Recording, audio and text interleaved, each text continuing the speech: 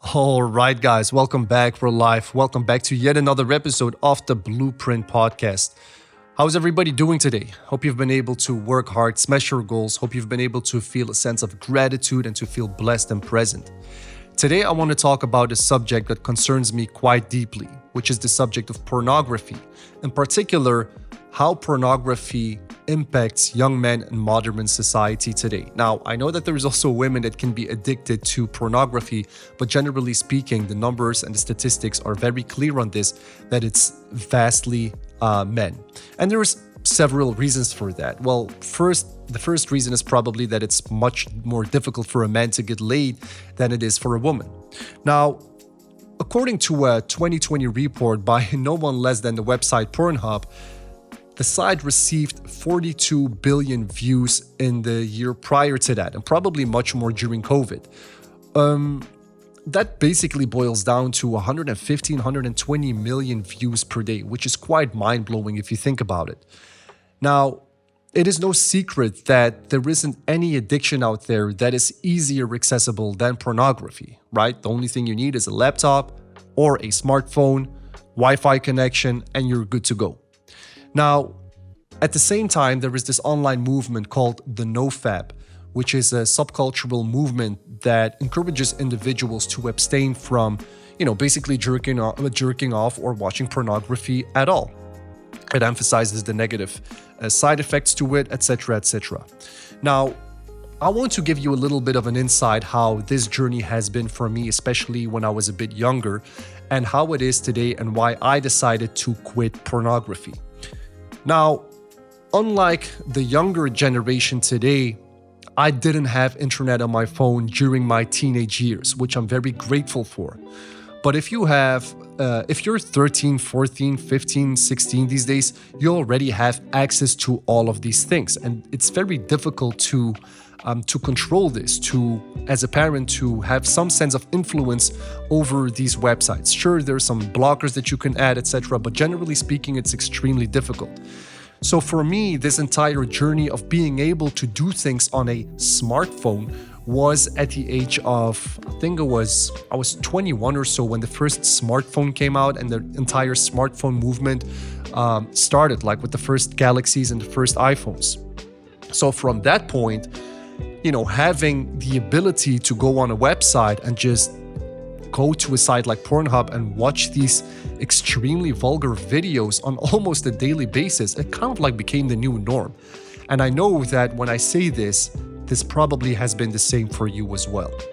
Now, all of this seems relatively innocent until the time goes by and you start taking inventory of the circumstances and the life that you're living and how, these addictions have developed over time. Because that's the thing with addictions. They never really develop in a week. They develop over many, many months or sometimes even years.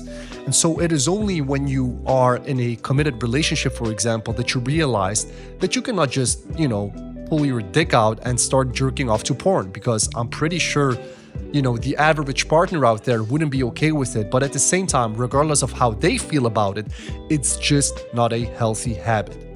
And the reason is because, first and foremost, porn addiction can lead to all kinds of dysfunctions, including erectile dysfunctions and other sexual problems in the bedroom, right? Consistently watching porn will, at some degree, desensitize the brain to sexual stimuli, right? Because when you're online and you type in all these crazy shit, you become numb to everything that is considered normal, right? And so if you look at it from this perspective, you can understand why for many young men it's extremely difficult to get aroused when they have sexual intercourse with the same woman in the same bedroom. At some point it just stops being arousing. And obviously this leads to all kinds of performance in the bedroom, and as a result you get a partner who's very dissatisfied in the bedroom, and you get all these kinds of discussions, and before you know it, the relationship is fucked. Now, obviously pornography can also negatively impact mental health. Studies have shown, and the statistics are very clear on this, that there is a very clear correlation between excessive the excessive use of pornography with depression, right? So the more you watch pornography, the higher the likelihood of you being depressed, being anxious, feeling like a lower status male in a relationship, etc. There is just overall lower life satisfaction. And obviously, one of the main reasons is because it leads to all kinds of feelings of inadequacy and being good enough. Because all the crazy stuff that you see online, you think that you need to live up to that level of, acting in the bedroom. And I was recently watching this porn star, like, I forgot his name, but he's doing all these kinds of podcasts right now. He's also a really good friend of Andrew Tate, so he's kind of like, you see him quite often. And he said, when porn stars return to the bedroom with their actual lover, the only position that they want to fuck in is missionary. That's the only thing that they actually genuinely enjoy. And everything else, it's kind of like, it's overdone. Even things like doggy style, etc. Now, not here to judge whether that is true or not, but it makes a lot of sense if you think about it. All the things that we see online are obviously acted. They're not the real deal. Yet, a lot of young men, especially at the younger age, early 20s, do believe that this is how it's supposed to be in the bedroom because, especially if you never had a male role model, no one really ever taught you how to go about these things, right? And therefore, there is just this general misconception that, having sex is supposed to be this really weird, hardcore act that everybody is supposed to enjoy, and that is just not the reality. Now, another problem with watching pornography is that it works very compulsive. It's just the same kind of addiction as having an alcohol addiction, food addiction, drug addiction. There is a part of the brain that gets stimulated to the extent that it's really hard to live without. And obviously that is just dopamine release, like we're all familiar with. Like you have this climax, but then after that you get this really big drop and you feel depressed and anxious, and that's why you feel like crap all the time, demotivated to do other things in your life. And that is exactly one of the reasons why I also genuinely believe that pornography is extremely detrimental for young men. For that reason, it refrains them from doing other important stuff in their life. And as a man, it is extremely important to be busy, to be focused, to have goals, to have ambitions, because before you know it, you're a 30-year-old male, 40-year-old male, 50-year-old male, and you haven't really accomplished anything. And when you're young, the world doesn't really punish you for that. Why? Because you're young. You're allowed to be stupid. You're allowed to be lazy. You're allowed to fuck up. But when you reach a certain age, the world is going to look at you differently for not having accomplished a basic set of, accomplishments, like being able to pay for your own bills, being able to develop a set of social skills, being able to just take care of yourself, knowing how to interact with the opposite sex, etc. Like the very basic, mundane things that we all take for granted, but at the same time do require a certain amount of years to actually develop that. Now, how can you overcome this? Right? How can you overcome this issue? I'm not going to tell you how you should do it. Everybody is different. I'm going to tell you what worked for me, but everybody is different. Again, I just decided that I was going to quit. And there is one habit in particular that I did to make it easier for myself. Basically, there was three things. First, it started with a decision. I'm going to quit and I'm never looking back again. And I made this decision, I think it was like, it's a year and a half ago or something right now. I said, you know what, this is the last time that I ever jerk off to porn. Now, I didn't have this extreme addiction that I was doing it every day, but it would be like once a week, twice a week.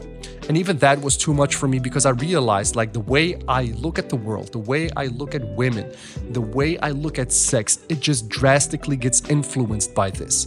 So I felt like I needed to have a crystal clear focus on my goals, and therefore porn needed to be eliminated along with some other bad habits. And so the first thing that I did was looking for ways how I can replace porn with a healthy habit. And for me, I decided that would be the gym. So Obviously, I was already working out a lot, but I realized that I was kind of slacking and I didn't really have specific gym goals. So I decided to look for a way to accomplish new things in the gym area. For you, that may be something different. That may be related to work. It may be related to your relationship, to a hobby, a passion, whatever it is. But look for new healthy habits that you can focus your time and energy on. The second thing was I needed someone to hold me accountable. So if you're lucky enough like me, you have a friend that you can reach out to and just explain what's going on and be like, hey, from now on, every time that I'm about to, that I for every day that I didn't jerk off, I'm going to send you a green check on WhatsApp. And that's what I did. Every freaking day, by the end of the day, right before going to bed, I would just send him a green check and then I would close my eyes. Now, I know what you're thinking. No. I never slipped. After the green check, nothing ever happened. Just to put it out there for the people who are already thinking the opposite. But no, so that's the second thing that I did. The third thing that I would recommend, which I didn't do, is if you feel like this is something that is really problematic, like genuinely problematic, I wouldn't see it any different than any other addiction. So I would seek help.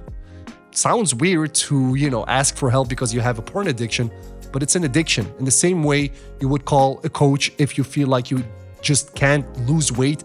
In the same way your entire family would send you off to a rehab if you're dealing with severe drug addictions.